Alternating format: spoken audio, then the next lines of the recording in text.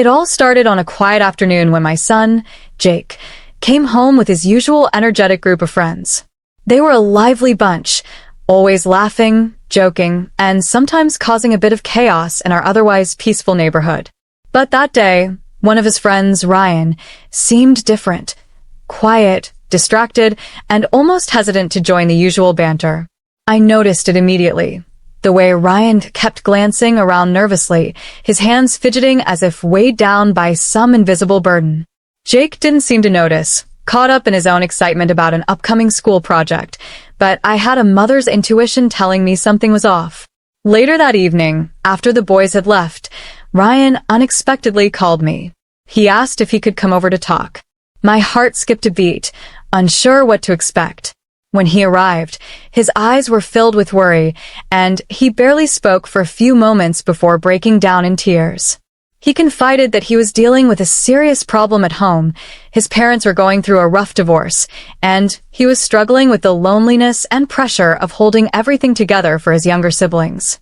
He didn't know who else to turn to and desperately needed help. What happened next changed everything for me, for Ryan, and even for Jake. It was a journey filled with unexpected challenges, deep emotional revelations, and ultimately, a bond that none of us anticipated but desperately needed. As Ryan sat there in my living room, pouring out his troubles, I felt a wave of compassion wash over me. Here was a young boy, barely older than my own son, carrying a burden far heavier than any teenager should. He explained how his parents' constant fighting had escalated over the past year, turning their home into a place of tension and fear rather than love and security.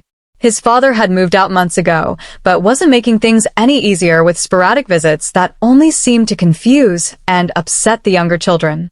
Ryan had taken on the role of caretaker, trying to be the strong one for his siblings, but inside, he was crumbling. I listened quietly, offering what comfort I could, though I knew this was much bigger than a simple chat could fix.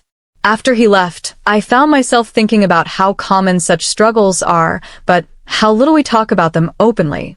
It struck me that Ryan, who I'd always seen as just a fun-loving kid, was in pain no one else seemed to notice. The next day, I spoke to Jake about what Ryan had shared. Jake was surprised. He hadn't realized how tough things were for his friend. We agreed that Ryan needed more support, but neither of us was sure exactly how to help without overstepping boundaries. That night, I stayed up late researching local resources, family counselors, community support groups, even school programs that might offer Ryan and his siblings some relief. Over the next few weeks, I tried to be there for Ryan in small ways. I invited him over more often, making sure he knew there was a safe place to escape to when home life felt unbearable.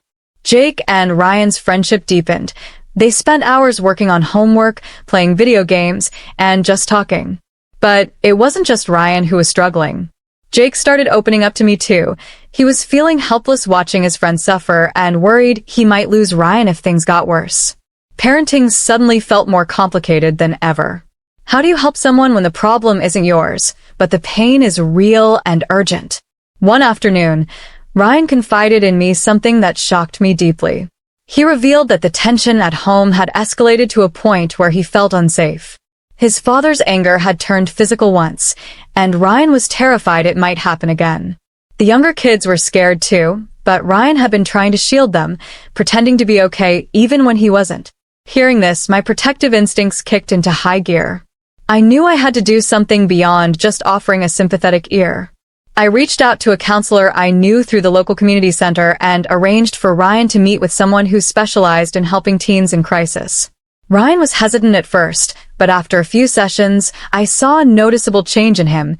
He seemed lighter, more hopeful. Jake was proud of his friend's courage, and together they started talking about the future, dreams that had seemed impossible just weeks before. It was a fragile but vital breakthrough. However, just as things seemed to be improving, another shock awaited me. One evening, Jake came home looking upset. He told me Ryan had disappeared for a few days after a particularly bad fight at his house. No one knew where he was, and his phone was off. The panic that flooded my chest was overwhelming. I called Ryan's parents, the school, and even the police. The fear of losing him was crushing. Luckily, after 2 days, Ryan returned, exhausted and scared, but safe. He told us he had stayed with an uncle out of town who had taken him in for a short while.